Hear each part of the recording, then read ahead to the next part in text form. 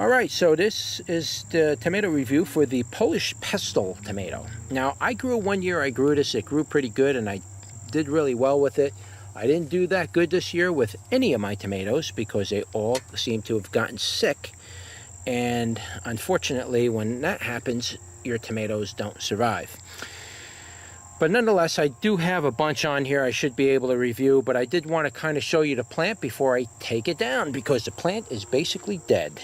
It's not growing anymore, and I need to cut it down below, and hopefully some of the lower shoots will come up and I'll get some more tomatoes out of it.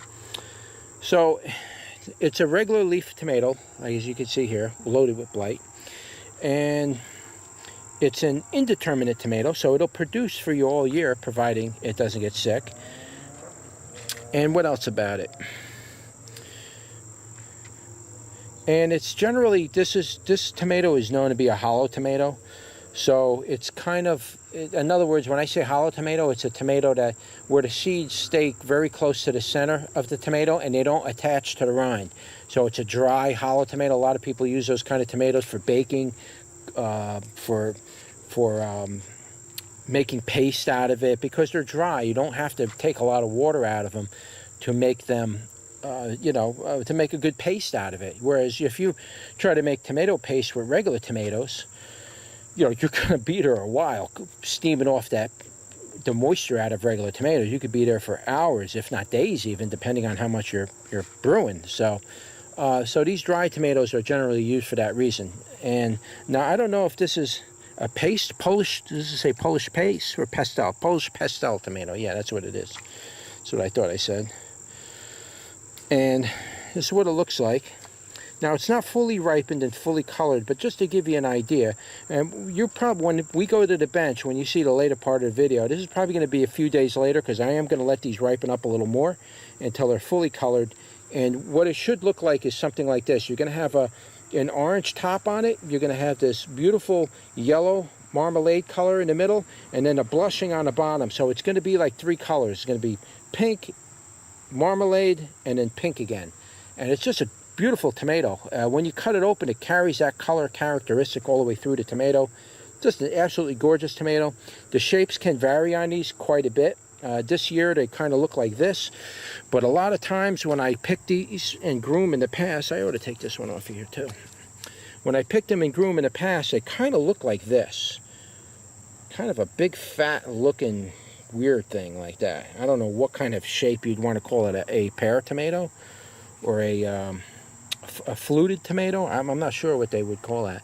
But generally that's what they kind of look like, that more or less, or they look kind of like, here's a little one. They kind of get like that shape, almost like the Talaka tomato, but not quite. And I'm assuming it's called Polish Pastel because it comes from Poland. I don't know.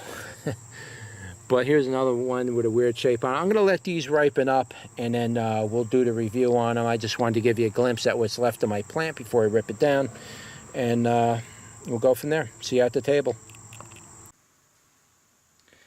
Okay, so we're up to the tomato review part of the Polish Pastel tomato. And let me show you the inside first off. Get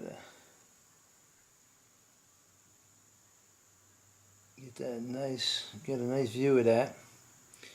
In general, it's a hollow tomato or semi-hollow tomato. I grew them a couple years ago and it was the same thing. They were just like this, semi-hollow. And it's an indeterminate tomato. It's a Solanum lycopersicum, and it's a regular leaf tomato plant. So this plant is really, I mean, this particular variety of tomato is a very interesting tomato because of the color aspects. I'll try to show you this. This is generally what they look like. This is a very common shape and very characteristic of this tomato. This is what you should be seeing when you get them. Though, a lot of times you'll get tomatoes that will come out more or less like a plum tomato. They do come out that way from time to time. It really depends on the plant, the season, how much water, and it really has a lot to do with the environment around it. But you should be seeing tomatoes like this. Pretty much a pear-shaped tomato, as they call these. They got some fluting in here, some convolutions in here. It's just a very gorgeous tomato. What I'm really intrigued with this tomato is it has this beautiful blushing color on it. A lot of times you'll see half the tomato or the shoulder aspect of the tomato will get like a nice pink color on it. And then you'll see it'll get yellow in the middle, and then you'll see some blushing on the bottom. So it's like 3 tones most of the time. I've had tomatoes come out very consistently like that. This year was a little hard for tomatoes, and they really took a beating this year. And I noticed a lot of things were off because of the massive amount of rain and the heat waves we got. So it did really kind of mess up a lot of things with tomatoes in general, period. So, but this is very characteristic. This is what you want to see for a Polish Pastel tomato. Again, let me give you a good view of that. Alright, that's what it looks like. Here's the bottom. Beautiful bottom on this thing. Nice pear shape to it. Try to hang it like that. Isn't that nice? And then you can just put that on your table and people will be amazed. Now, I'm going to cut that tomato open. I'm not going to eat this one because it got a little bit of either blossom end rot on the bottom or bug damage. It's hard to tell. I mean, I was getting stink bugs this year, and I was also getting squash bugs on my tomatoes. And I was getting a very different kind of a stink bug. I'd never seen it before. It was like a black and green shell type stink bug. I've never seen it before.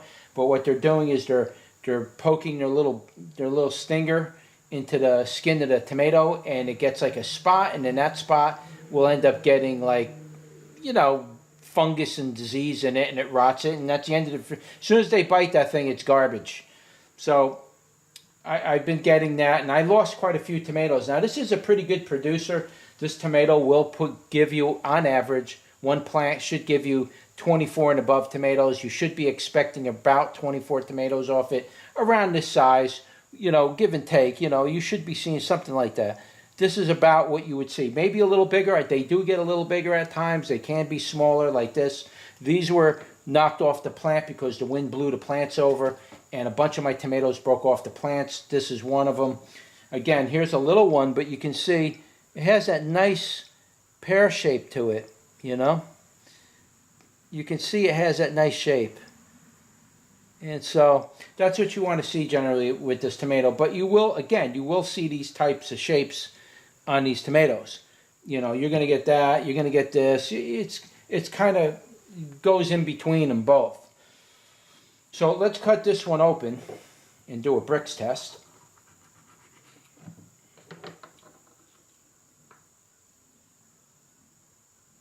All right, that's what it looks like on the inside. All right, that's the top. Here's the bottom.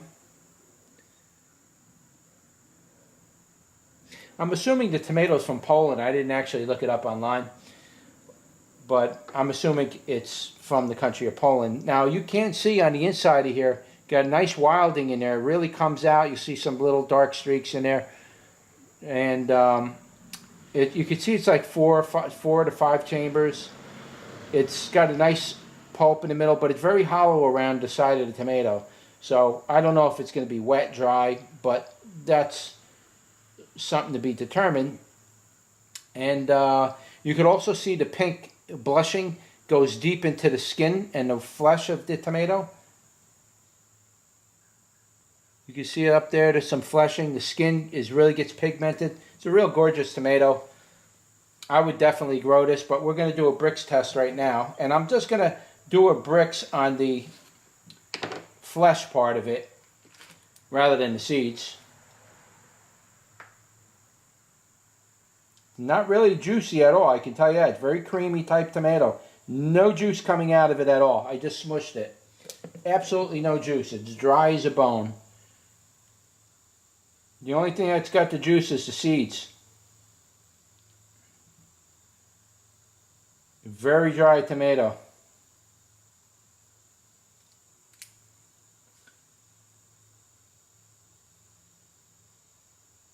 It's 7 on the bricks, which means it's not the, you know, it's not going to be the sweetest tomato in the world, but it's definitely going to have some sweetness. So why don't we take a bite out of this? I ruined this already. I don't even want to eat that. We'll take a nice Cut a nice piece off here. It's got some seeds in it.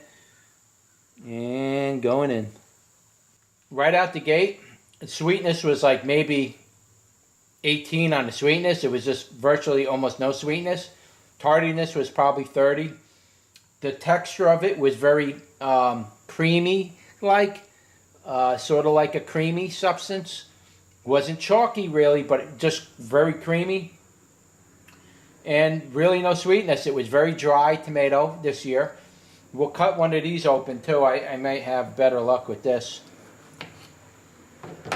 Now this one, look at that. Look at the inside of that. Let's cut a slice out of that. No seeds in it almost at all. That thing is solid meat, folks. Look at that thing. That's almost solid meat. There's almost no seeds in that thing. Okay, that one had a little more water in it. Chewing on the skin was a little bit on the tangy side, so once you eat it, the flesh part wasn't really tangy, so if you're making a sauce, it's not going to be overwhelming. But once you start chewing that flesh up, it's a real tarty, tangy flavor comes from the flesh. The sweetness picked up on this one a little bit. I'm gonna almost say almost 25 on the sweetness. I want to take another bite and just see if that sweetness goes all the way through. Yeah, I'm going to say about 20, maybe 22, 23 on the sweetness. 23% that is. The tangy part of it, about 30 is correct. The skins, once you chew up the skins, a real tart, tangy flavor comes out very strong, so that would go up. But if you're taking the skins off, then don't worry about it. But in general, the tomato was kind of awkward this year. Now, I have eaten this tomato in the past, and I've gotten really good, tasty results. I probably just didn't simply add enough lime in the soil this year. I thought I did. Looks like I'm going to have to double the lime for next year because I thought I added enough. I guess I didn't. Because when you add a lot of lime to your soil, it's really going to bring that sweetness up, guys. A lot of times when your pH is too low, I could be maybe 6.3 on the pH. That's a little low for tomatoes to get them to taste good. You want that pH to be 6.7 to 7.0, and then you'll get really sweet tomatoes. So I'm thinking that the pH went out, and that's why the tomatoes are the flavor is kind of low on them. But nevertheless, they're still edible. They're not bad. As of this year, I would definitely say that the flavor of them were a bit on the dank side, and we're going to have to give it another go next year and see if that flavor picks up a little, all right? So that was your tomato review for the Polish Pastel Tomato. Like, share, and subscribe, and I'll see you on the next one.